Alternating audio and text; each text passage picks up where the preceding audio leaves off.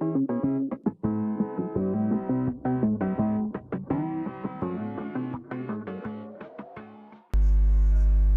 adalah topik review materi networking advance.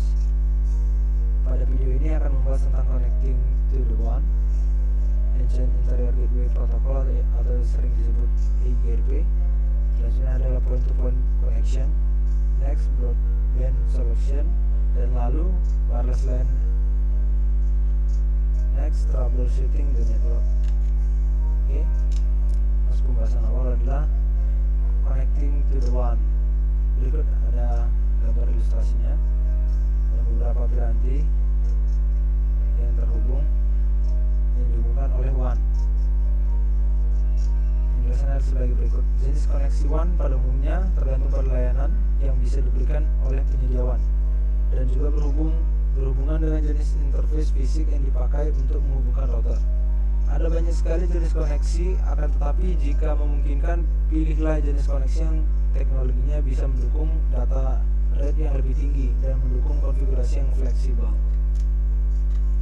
Selanjutnya ada Ancient Interior Gateway Protocol atau sering disebut dengan EIGRP. Gambar ilustrasinya adalah sebagai berikut. Penjelasannya adalah Ancient Interior Gateway Routing Protocol atau yang disingkat EIGRP adalah salah satu routing protokol yang digunakan untuk menghubungkan jaringan antara router secara dinamik. EIGRP merupakan protokol routing yang hanya dapat digunakan pada router-router Cisco dan termasuk ke dalam Distance Vector Routing Protocol. Salah satu kelebihan dari EIGRP adalah adanya visible successor atau jalur backup yang akan menggantikan jalur utama apabila terjadi kegagalan link atau down pada jalur utama tersebut. Beberapa karakteristik EIGRP antara lain adalah sebagai berikut. Menggunakan algoritma dual, memiliki hop count sebanyak 224, dapat melakukan converge secara cepat, mampu menonaktifkan auto summary route, selanjutnya menggunakan composite metric. Kesimpulan dari materi tersebut adalah EIGRP yang kian disebut yang merupakan singkatan dari Ancient Interior Gateway Routing Protocol adalah protokol routing yang dikhususkan untuk properti Cisco, yang berarti hanya bisa dijalankan pada router Cisco. EIGRP merupakan salah satu protokol dinamis route yang pembuatannya ditunjukkan untuk mempermudah dalam melakukan routing. Oke, masuk pembahasan selanjutnya adalah point-to-point connection. Berikut telah saya sajikan gambar ilustrasinya, yang dimana dua node yang dihubungkan menggunakan network. Dalam teknologi, dalam telekomunikasi, koneksi point-to-point mengacu pada koneksi komunikasi antara dua titik akhir komunikasi atau node. Contohnya adalah panggilan telepon, di mana satu telepon terhubung satu sama lain dan apa yang dikatakan oleh satu telepon hanya dapat didengar oleh yang lain. Ini kontras dengan koneksi point to multi-point atau broadcast, di mana banyak node dapat menerima informasi yang dikirimkan oleh satu node. Contoh lain dari tautan komunikasi point to point adalah lease line dan relay radio gelombang mikro. Oke. Topik selanjutnya adalah broadband solution. Gambar ilustrasinya adalah sebagai berikut. Teknologi internet broadband secara umum didefinisikan sebagai jaringan atau servis internet yang memiliki kecepatan transfer tinggi karena lebar jalur data yang besar. Kecepatan transfer dari teknologi broadband adalah sampai sekitar 128 KB per second atau lebih. Meskipun jalur data yang disediakan untuk pengguna sangat lebar, teknologi internet broadband membagi jalur dengan pengguna yang lain. Namun jika tidak ada yang menggunakan, maka seluruh lebar jalur-jalur dapat digunakan. Teknologi broadband yang paling umum digunakan di Indonesia adalah teknologi digital subscriber atau yang disebut DSL dan fixed wireless. Kedua teknologi ini memiliki kelebihan dan kekurangan masing-masing. Convergence area dari koneksi broadband merupakan salah satu kelemahannya. Oke, masuk ke pembahasan selanjutnya adalah Wireless LAN. Dapat ilustrasinya sebagai berikut.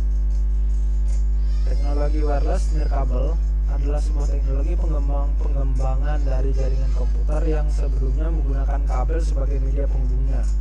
Wireless memanfaatkan udara atau gelombang elektromagnetik sebagai media lalu lintas pertukaran datanya sampai saat ini. Teknologi jaringan wireless yang bekerja pada frekuensi 2,4 GHz dan atau 5 GHz berkembang pesat sekali, terutama karena pembebasan izin frekuensi di Band Industrial Significant Medical atau ISM maupun Band Unlicensed National Information Infrastructure UNII. Wireless adalah jika dari arti katanya dapat diartikan tanpa kabel, yaitu melakukan sesuatu hubungan telekomunikasi menggunakan gelombang elektromagnetik sebagai media kabel. Jaringan wireless adalah jaringan yang mengkoneksi dua komputer atau lebih menggunakan sinyal radio. Cocok untuk berbagai pakai file, printer, atau akses internet. Selanjutnya adalah troubleshooting the network. Protokol adalah suatu aturan formal dan kesepakatan yang menentukan bagaimana komputer bertukar informasi melewati sebuah media jaringan. Sebuah protokol mengimplementasikan salah satu atau lebih dari lapisan-lapisan OSI. Sebuah variasi yang lebar dari adanya protokol komunikasi, tetapi semua memelihara pada salah satu aliran grup, seperti protokol LAN, protokol WAN, protokol jaringan, dan protokol routing. Protokol LAN beroperasi pada lapisan fisik dan data link dari model OSI serta mendefinisikan komunikasi dari macam-macam media LAN. Protokol WAN beroperasi pada 3 lapisan terbawah dari model OSI dan mendefinisikan dari macam-macam WAN. Protokol routing adalah protokol lapisan jaringan yang bertanggung jawab untuk menentukan jalan dan pengaturan lalu lintas. Akhirnya protokol jaringan terdiri dari beberapa protokol dari lapisan teratas yang ada dalam sederetan protokol.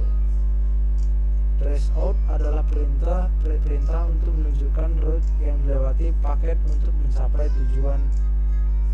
Ini dilakukan dengan mengirimkan pesan Internet Control Message Protocol atau ECMP echo request ke tujuan dengan nilai time to life yang semakin meningkat.